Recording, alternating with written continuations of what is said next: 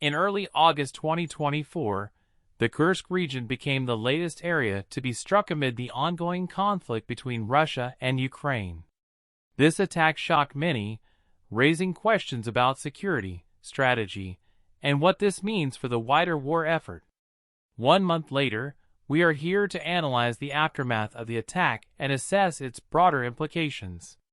Let's dive into the details of what happened and what has changed since then. Kursk, located in western Russia near the Ukrainian border, has been a region of strategic importance throughout the war. In early August, it was targeted in a series of coordinated attacks. While the initial reports were sparse, it became clear that these strikes were both significant and unexpected. Infrastructure, military installations, and key supply routes were hit, affecting not only the region itself but also Russia's logistical capabilities in the wider war. The strikes on the Kursk region were part of a broader escalation in the conflict, with Ukraine employing longer-range capabilities to target regions deep inside Russian territory. These attacks represented a shift in Ukraine's tactics, aiming to disrupt Russia's supply lines and apply pressure beyond the immediate front lines. The reaction of the Russian establishment suggests there was an unspoken agreement that the Ukrainian side would refrain from attacking Russian Federation territory. In the initial stages, the Ukrainian military executed their operations flawlessly. While Russian intelligence and military services likely had some information about a potential attack, they failed to respond adequately, leaving Russia unprepared for the assault in the Kursk region. The attack on the territory of the Russian Federation is also a type of test of the behavior of the Russian military and society under such circumstances. It is possible that Ukraine carried out the attack under pressure from NATO leadership in order to observe the Russian response.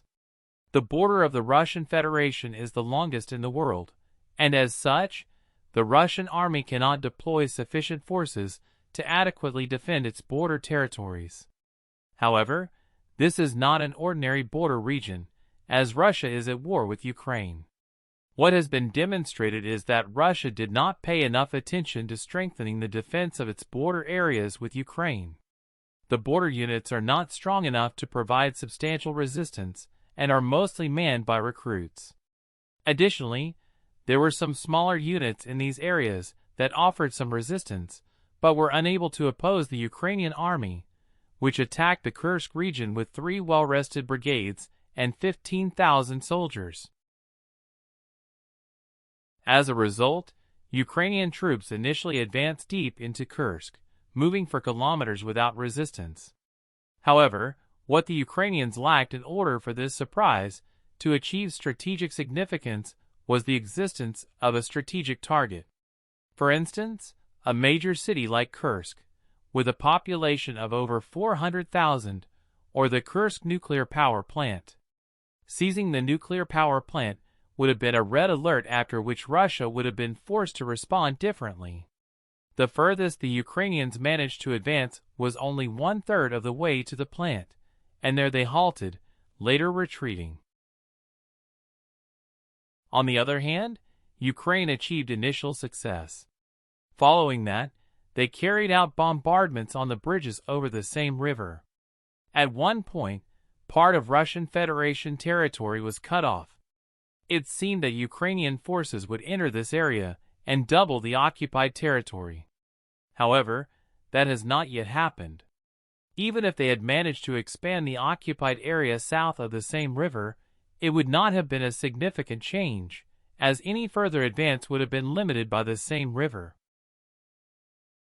After several weeks of fighting, the front lines have partially stabilized, with any advances by either side being limited, leading to a position similar to the one seen in the Donbass region.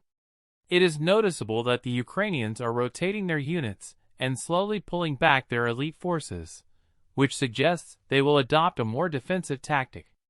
On the other hand, the Russians are gradually bringing in new forces, particularly those not engaged in other parts of Ukraine.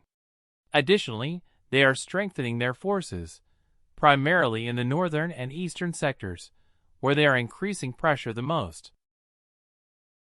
The strategic implications are significant. While the attack didn't drastically alter the front lines, it forced Russia to rethink its defensive posture. It highlighted vulnerabilities in regions that were previously considered safe, diverting resources and attention away from the active conflict zones. Russia is now forced to position significantly larger forces in the border areas with Ukraine. This is an additional strain on the Russian Federation's military, but the Ukrainian army will also have to adopt a similar policy. For days, there has been talk that Russia is now planning an attack on the Sumy region, and pro-Russian sources report an increase in the number of soldiers, equipment, and defensive facilities in the Sumy region. According to all indicators, including population size, the number of soldiers, and combat equipment, military production, Russia is in the better position. Ukraine is in the defense position, and as a nation that is weaker at least in numbers, must think to save military resources in order to prolong resistance in the war. As we look back 1 month after the Kursk region attack, it's clear that this was more than just a military strike. It represents a shift in the dynamics of the conflict, both militarily and psychologically. It shows that Ukraine still has the power to strike back and create surprises. After a month of fighting, the Kursk front is becoming less interesting as further stabilization is expected, along with a return to the type of warfare seen on other fronts. Thank you for watching. If you found this video informative, please like, share, and subscribe to our channel for more in-depth analysis on global events. Let us know your thoughts in the comments below.